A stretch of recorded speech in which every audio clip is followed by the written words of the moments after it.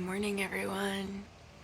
It's my off day, and that means that we're gonna cuddle up and we're gonna have some coffee while Ryan's working.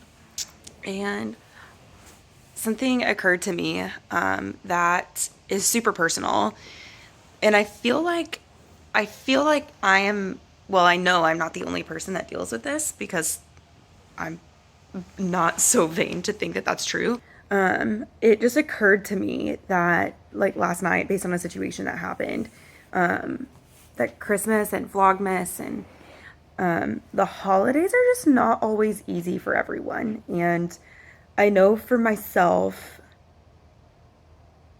the holidays have always been like the hardest time in my life. It's a time typically where we spend lots of time with our families. We spend a lot of time with our loved ones. And, this year that's never really been something that I have experienced with like bliss and joy.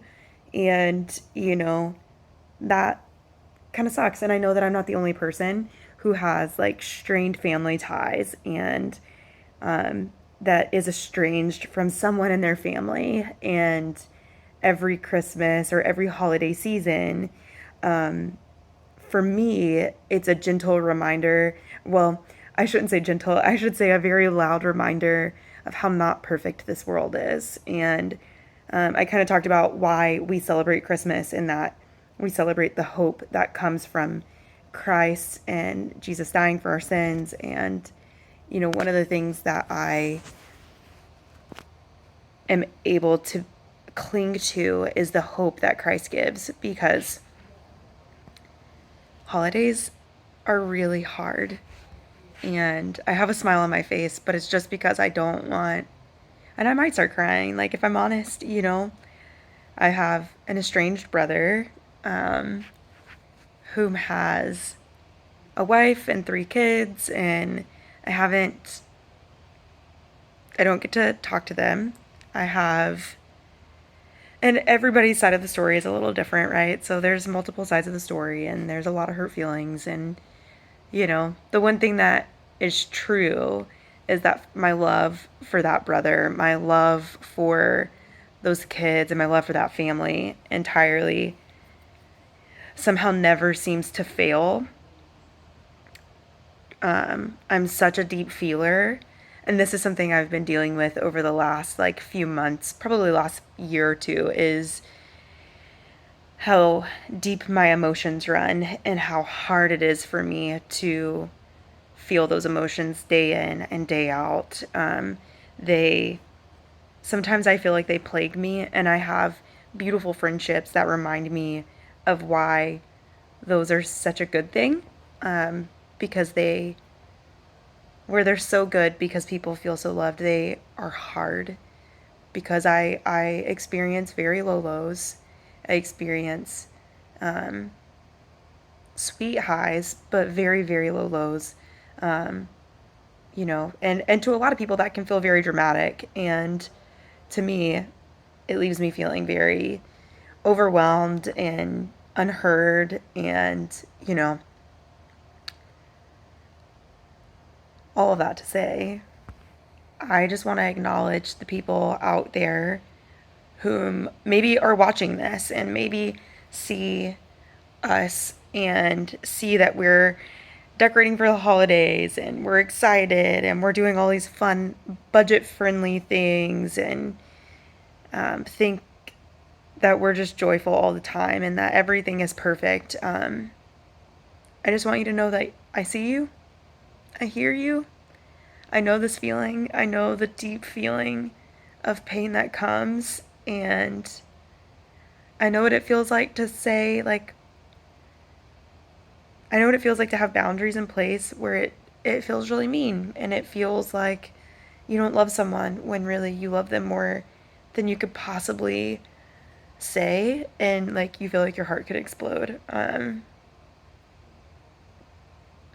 I see you, I hear you. For those of you that are sad this holiday season that, you're missing out on someone. My stepbrother died 3 years ago in March, but but Christmas Day will always be the day that I last saw him.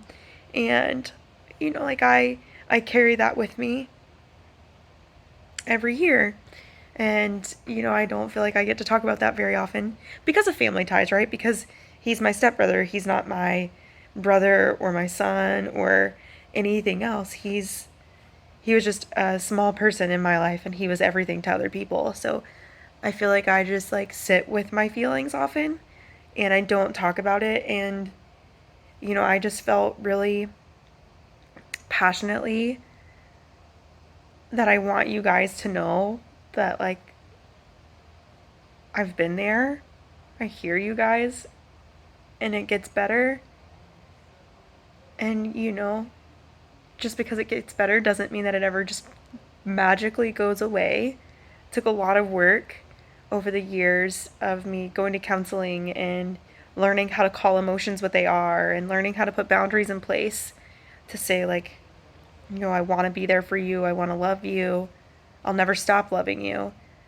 But there has to be certain things that I see for you to be in my life. And, that's not always an easy conversation. That's not always and it's not always easy to love like that either, right? Like, I would give anything to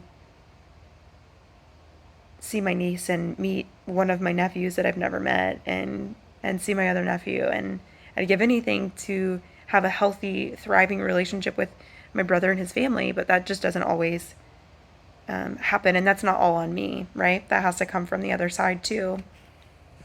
And it's a bit vulnerable putting this out on the internet. And, I would appreciate, comments to be positive if you have comments, because I'm being very open and vulnerable about my life. And you don't know the whole story. And you don't know all sides of the story. So if you have anything negative to say, please don't. It's not helpful to anyone. And if for some reason you have no one to talk to, please reach out. We're here for you guys. Even if our belief systems are different, even if, your thought process is different than ours, we're here. We know what it feels like to have disappointment around the holidays. And, I have known from a very, very young age that all of my family will not be in one place for the holidays. That's just never going to happen, just based on just circumstances and situations. And, I'm just reminded that even though that's how I feel, there's hope still. There's still hope that people can get healthy. Addiction won't always last. That people can get clean. That, yeah, there's still hope. And if you get anything from this, I hope it's that you are loved, you are not alone, and that there's still hope. There's still so much hope. And if you decide that Christmas is too much, or that the holidays just hurt just so much, I encourage you to find a group of people to love on. Find a group of people that will love you back and love them so, so much. Some of our closest friends are our family. And being so far away from family, that's how we've really been able to, yeah, feel like we have family in the places that we live. And it sounds wild, but you can make your own family. You can have your own family ties, and it's okay. And when you have your own family, you can do things the way that you want to do them. And my mom recently came up and we got to talk about a positive memory. And there's something that we did, and it was something that my mom wanted us to. I didn't know this until recently, but we would do either Pie Wednesday, the day before Thanksgiving, or like baking night, the night before Christmas, or I guess it was Christmas Eve, if you will, because we always went to my mom's on Christmas Eve and my dad's on Christmas. And that's something that will never change in my household. Like, my husband and I bake before Christmas, and those are the memories that I hold really close to my heart with my siblings. And one day I hope to give that to our kids, and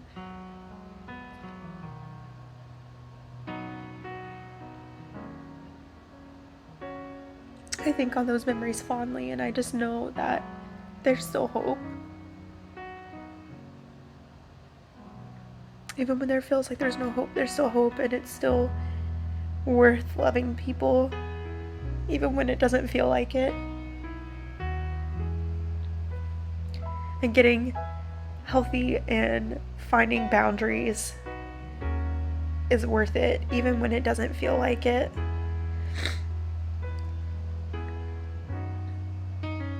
Even if it costs you relationships, it's worth it. And I will say that until I don't have a platform. I will say boundaries, hope,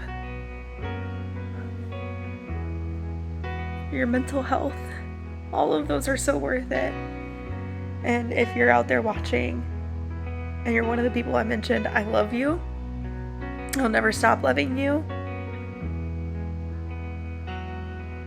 even when it feels like I don't.